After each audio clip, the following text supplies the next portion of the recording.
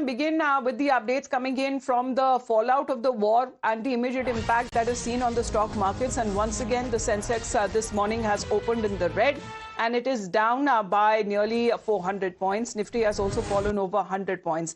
That seems to be, as far as the early indicators were also suggesting, for a weak start for domestic equities as well. So again, what we are now looking at, the negative note that the markets have now opened up, indicating weak opening signals as well, because the global sentiment still remains cautious amid uncertainty surrounding key trade negotiations and also mixed economic signals coming in from major economies.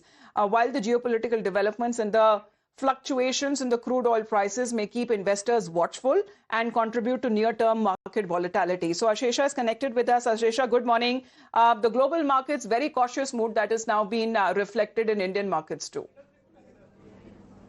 Well, yes, global markets continue to remain volatile, and yesterday we had some negative developments that came in from the war front, especially basis the comments that came in from US President Donald Trump regarding bombing that is likely to accelerate going forward. And on the back of that, US markets were under pressure, and we are seeing that trickling in for Asian markets this morning, and so is the case for Indian equity markets as well.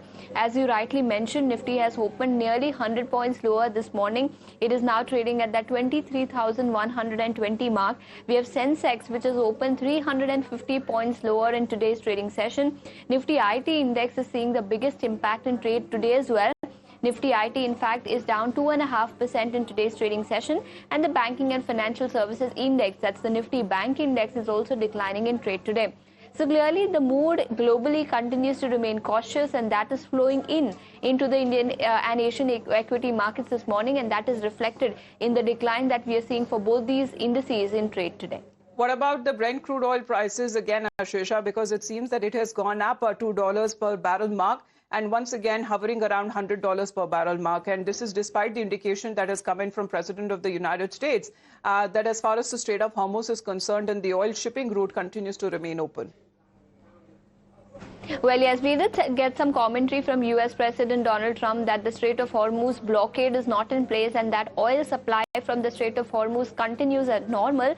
But despite that, there are still concerns geopolitically, and that continues to weigh heavy on global crude oil prices. And that is the reason, as you rightly mentioned, Brent crude prices have surged yet again in the global market, especially for a country like India, which imports nearly 80 to 85% of its crude oil requirements. Surge in crude oil prices definitely is a negative because it directly weighs heavy on India's inflation, whether it is wholesale or retail inflation, and indirectly it is also likely to weigh heavy on India's current account deficit. So yes, surge in crude oil prices is also another factor which continues to weigh heavy on Indian economy as well as on India's equity markets this morning. So currently are said to be around $95.4 per barrel mark, close once again to the $100 per barrel mark, and this is amid the volatility that has now been reflected over certain statements that continue to come in, and of course the strikes and the counter strikes that once again have escalated the hostilities in West Asia. Ashesha, for the moment, thank you very much for joining in. Those are the market updates this morning that we are picking up.